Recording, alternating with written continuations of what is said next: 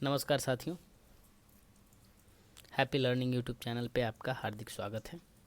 आज हम रिज्यूम बनाना सीखेंगे। रिज्यूम कैसे बनाते हैं पूरी प्रोसेस के साथ हम आपके साथ बनाकर देखेंगे और सीखने की कोशिश करेंगे कि एक अच्छा रिज्यूम कैसे बनाते हैं, कैसे क्रिएट करते हैं। तो चलिए दोस्तों शुरू करते हैं रिज्यूम बनाना। तो सबसे पहले तो ये वर्ड है ना। तो रिज्यूम हम वर्ड में बनाते हैं। तो पहले हम यहाँ ऊपर में हेडिंग डाल देते हैं रिज्यूम का। रिज्यूम के लिए हम सेंटर अलाइनमेंट को चूज कर लेते हैं। उसके बाद इसमें लिख देते हैं रिज्यूम।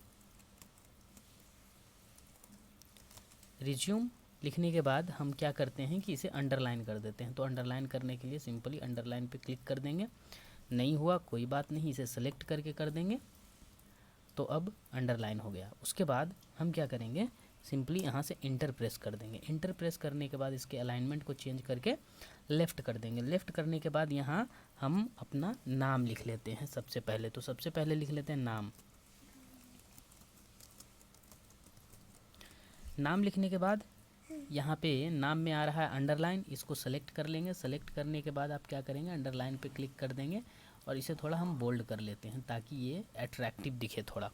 फिर से इंटर करेंगे। इंटर करने के बाद सबसे पहले हम अपना फ़ोन नंबर लिखते हैं। तो फ़ोन नंबर लिखते हैं। फ़ोन नंबर को नॉर्मल केस में लिखते हैं। इसे बोल्ड से, सबसे पहली बात तो बोल्ड से हटा देते हैं। उसके बाद लिखते हैं फ़ोन नंबर। तो फ़ोन नंबर इंडिया का कोड होता है 91, इसलिए 91 लिख दिए हम। उसके बाद अपना नंबर डाल देते हैं। तो 5 लेटर डालने के बाद हम डाल देते हैं बाकी का 5 लेटर। ओके, इतना के बाद आप क्या करेंगे कि सिंपली हम ईमेल आईडी लिखते हैं। ईमेल आईडी लिख लेते हैं।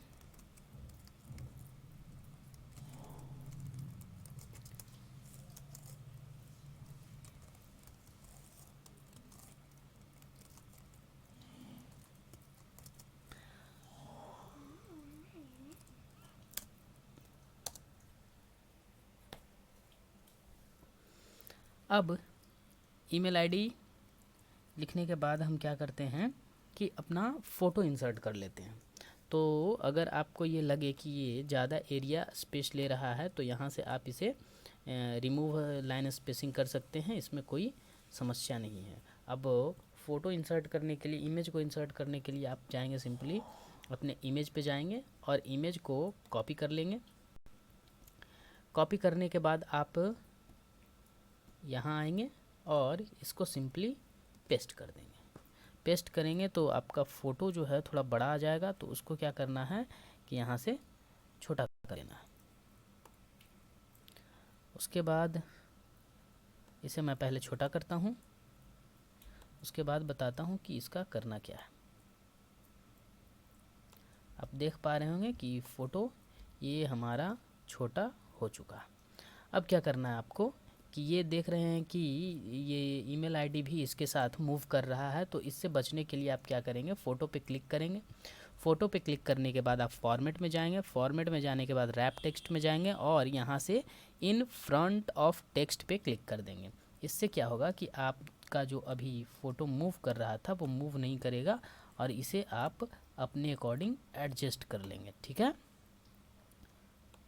तो इसे मैं एडजस्ट कर लेता हूँ।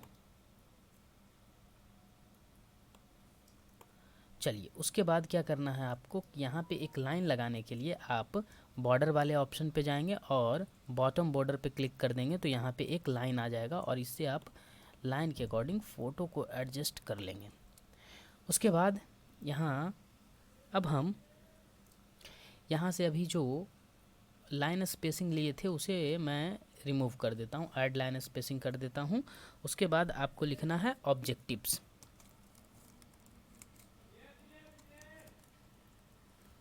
ऑब्जेक्टिव लिखे हैं। ऑब्जेक्टिव में क्या करेंगे हम लोग कि साइडिंग डाल देंगे जिससे कि ये आसानी से और अच्छे से दिख पाए। तो ऑब्जेक्टिव में साइडिंग हम इंसर्ट कर दिए हैं। उसके बाद इसे हम क्लियर फॉर्मेट कर देते हैं। क्लियर फॉर्मेट करने के बाद आपको क्या करना है, इसमें कुछ चीज़ें लिखना है जो मैंने पहले से लिख कर रखा है। तो मैं यहाँ कॉपी पेस्ट कर लेता हूँ। तो मैं इसे यहाँ पेस्ट कर देता हूँ। चलिए आगे आपको एजुकेशनल क्वालिफ़िकेशन लिखना है, तो लिख लेते हैं हम एजुकेशनल क्वालिफ़िकेशन।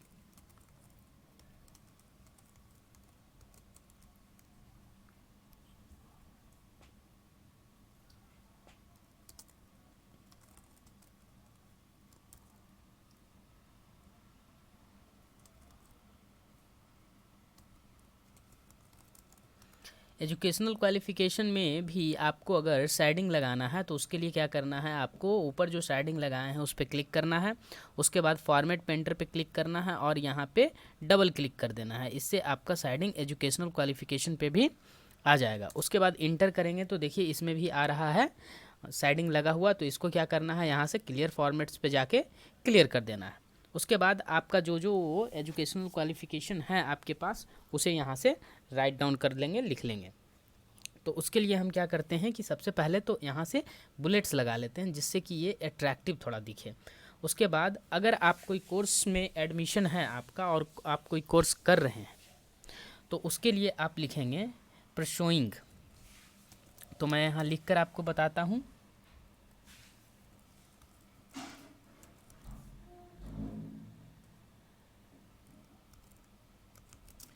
परसुइंग, जैसे आप मान लिया जाए कि बीकॉम कर रहे हैं तो हम यहाँ लिख देते हैं BCom.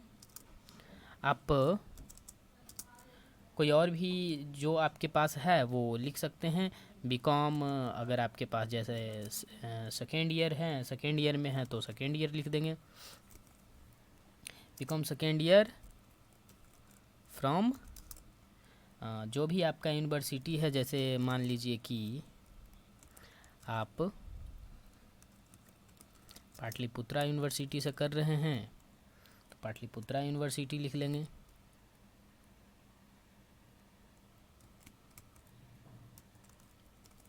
Pataliputra university.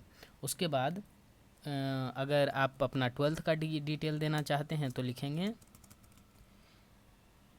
Passed out 12th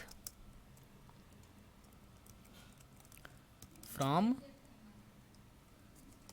CBSE। अगर CBSE है तो अगर, या फिर आपका बिहार बोर्ड है तो BSEB आप लिखेंगे, BSEB। दोनों में से मैं लिख दिया हूँ, दोनों एक साथ नहीं होगा, जो भी आपका है वो होगा। और जिस ईयर आपने किया है उस ईयर को लिखेंगे। जैसे अगर आपने 2023 में किया है तो 2023 में लिखेंगे। उसके बाद अगर आपको मार्क मेंशन करना है तो वो भी कर सकते हैं कि आप कितने मार्क्स से किए हैं, तो लिख लेंगे यहाँ जितना भी आपका मार्क्स आया है। जैसे आपका मान लीजिए कि 85% आया है तो 85% यहाँ पे हम मेंशन कर देंगे। अब देखिए इंटर जैसे ही हम करते हैं तो इंटर करने के बाद आपका बुलेट्स नहीं आ रहा तो फिर से हम यहाँ पे टैप करेंगे तो बुलेट आ जाएगा। उसके बाद आप अगर 10th के बारे में लिखना चाहते हैं तो 10th लिख दीजिए। मैं यहाँ से इसे कॉपी पेस्ट कर देता हूँ, तो इसे ही यहाँ पे पेस्ट कर देता हूँ। पेस्ट करने के बाद ये 12th के जगह मैं कर देता हूँ 10th, और यहाँ 2013 के जगह कर देता हूँ 19।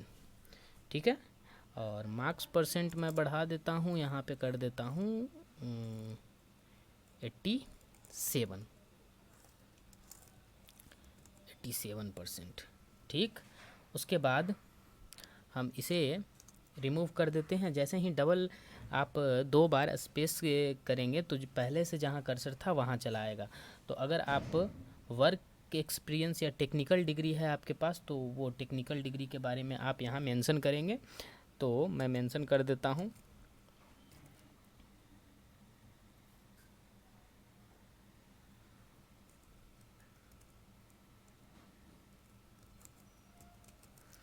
टेक्निकल स्किल्स, तो टेक्निकल स्किल इसमें भी आपको अगर शेडिंग लगाना है तो आप क्या करेंगे, यहाँ से फॉर्मेट पेंटर पे जाएंगे और यहाँ आप आकर क्लिक कर देंगे 2 बार तो आपके पास, और इसके बाद नीचे हम कहीं डबल क्लिक करेंगे तो कर्सर मेरा नीचे आ जाएगा। उसके बाद आप लिख सकते हैं जो भी आपके पास टेक्निकल डिग्री है, तो बुलेट्स का यूज करके लिख लेंगे। जैसे आपके पास हो सकता है कि DCA ऐसा कुछ हो, या फिर बेसिक नॉलेज, तो हम यहाँ पे आपको बेसिक नॉलेज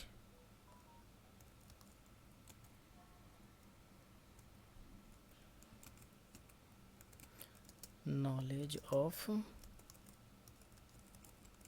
कंप्यूटर। उसके बाद आप इंटर प्रेस करेंगे। उसके बाद 2 बार, एक बार और बैक स्पेस प्रेस करेंगे। इसे मैं थोड़ा ऊपर कर देता हूँ ताकि आपको चीज़ें स्पष्ट दिखें।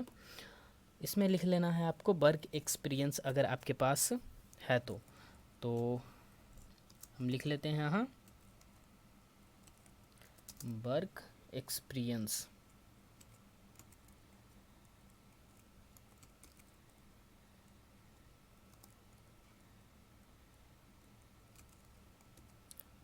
वर्क एक्सपीरियंस, इसमें भी हम शेडिंग लगा लेते हैं। शेडिंग लगाने के लिए फॉर्मेट पेंटर पे जाएंगे और यहाँ डबल क्लिक करेंगे। उसके बाद फिर से नीचे डबल क्लिक करेंगे तो कर्सर आ जाएगा। अगर आपके पास है तो वो मेंशन करेंगे, और अगर नहीं है तो आप यहाँ पे फ्रेशर लिख देंगे।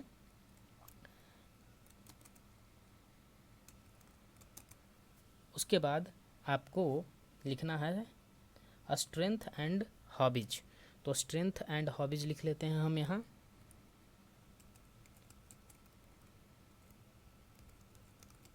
Strength, okay. कुछ लगता है कि गड़बड़ हो गया, हम गलत कुछ कर दिए क्या। एक सेकेंड, यहाँ हम नीचे वर्क एक्सपीरियंस में पहले फ्रेशर लिख देते हैं, F।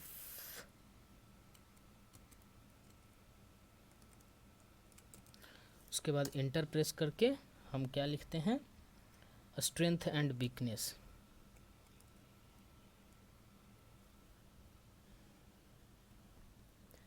Strength and hobbies. Strength and hobbies में भी क्या करेंगे हम लोग, शेडिंग का यूज करेंगे। तो शेडिंग यूज कर लेते हैं स्ट्रेंथ एंड हॉबीज में भी। उसके बाद नीचे डबल क्लिक करेंगे। उसके बाद हम बुलेट्स लगाएंगे। बुलेट्स लगाने के बाद क्या करेंगे कि जो जो आपका स्ट्रेंथ है वो लिखेंगे पहले। जैसे हार्ड एंड स्मार्ट वर्क,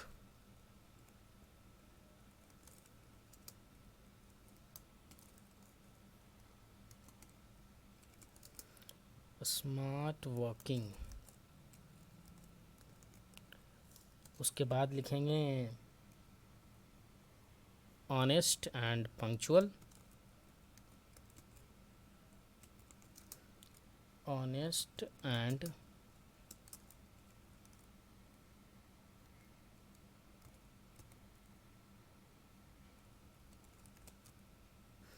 उसके बाद हम लिख लेते हैं good communication skill.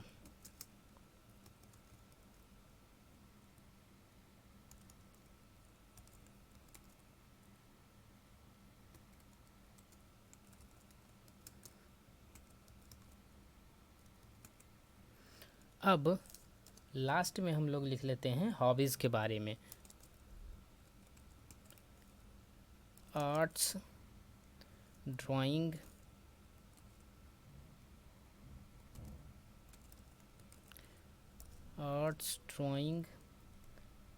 Cricket, reading book.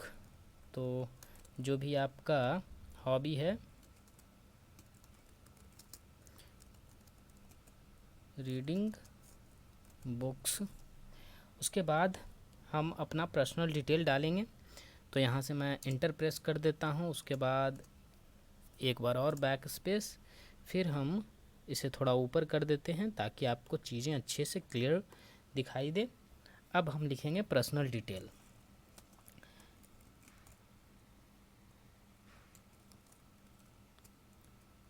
Personal detail,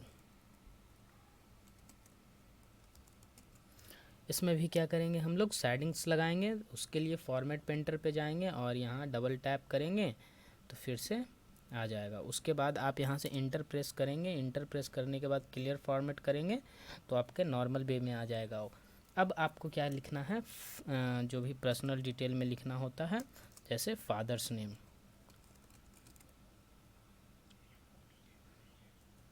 उसके बाद आपको लिखना है फादर्स नेम। उसके बाद आपको टैब प्रेस करना है। अब आप देखेंगे आपको क्या करना है, यहाँ से जहाँ तक आपको कर्सर चाहिए वहाँ पे ये जो रूलर आपको दिखाई दे रहा है, इस रूलर पे टैप करना है। जैसे ही आप टैप करेंगे ये देखिए एल नुमा आकृति बन जाएगा। उसके बाद आप जैसे ही टैप प्रेस करेंगे यहाँ पे आ जाएगा और यही लिखाएगा। इसे हम कॉलन दे देते हैं। कॉलन देने के बाद आप फादर्स नेम लिख देंगे यहाँ, जैसे मैं लिख रहा हूँ।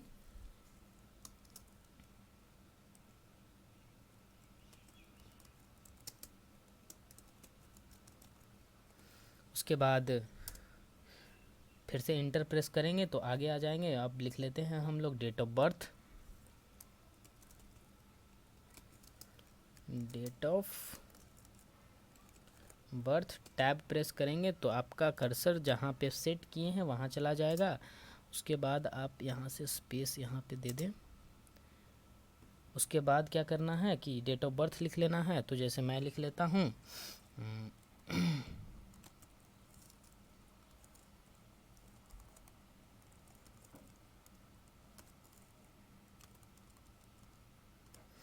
इंटर प्रेस करने के बाद आप लिखेंगे अब एड्रेस।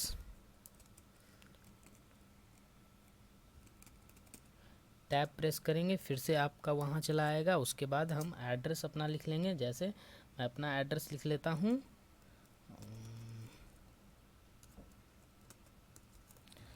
हाउस नंबर 35,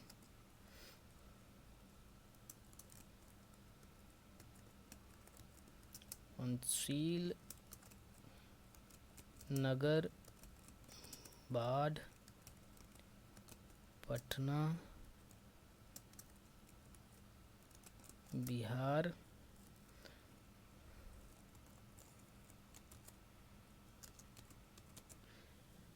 अगर आप इसे एक लाइन में नहीं हो, जैसे मैं कुछ लिख कर दिखाता हूँ जैसे, तो यहाँ आ जाएगा दूसरे लाइन में। तो अगर आपको इसको सेट करना है कि ये यहाँ ही लिखा है तो उसके लिए आप यहाँ से क्या करेंगे, देखिए यहाँ पे ना रूलर जो है उसमें 3 चीज़ें होता है। पहला है फर्स्ट लाइन इंडेंट, उसके बाद है लेफ़्ट इंडेंट, उसके बाद है लेफ़्ट इंडेंट और हेडिंग इंडेंट। तो इसमें से आप इसे क्लिक करके आप इसे यहाँ इधर ड्रैग कर देंगे तो जहाँ पे एल था वहाँ पे लाएंगे तो इससे आप यहीं पे लिख सकते हैं। ठीक, इतना के बाद फिर से आप इंटर करेंगे तो शुरू वाले लाइन में चले जाएंगे। उसके बाद आपको क्या करना है कि अब कुछ अब आपको लिखना है मैरिटल स्टेटस। तो मैं लिख देता हूँ यहाँ मैरिटल स्टेटस।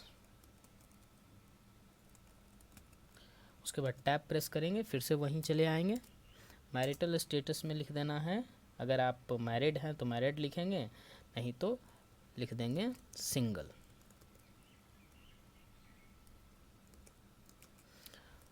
फिर से इंटर प्रेस करेंगे। इंटर प्रेस करने के बाद 1-2 बार और इंटर प्रेस कर देंगे और लिख लेंगे डेट। डेट लिखने के बाद कुछ यहाँ पे जगह छोड़ देंगे। उसके बाद टैब प्रेस करेंगे, जिस दिन आपका इंटरव्यू रहेगा डेट लिख देंगे। टैब प्रेस करने के बाद यहाँ ब्रैकेट में आप अपना नाम लिख लेंगे।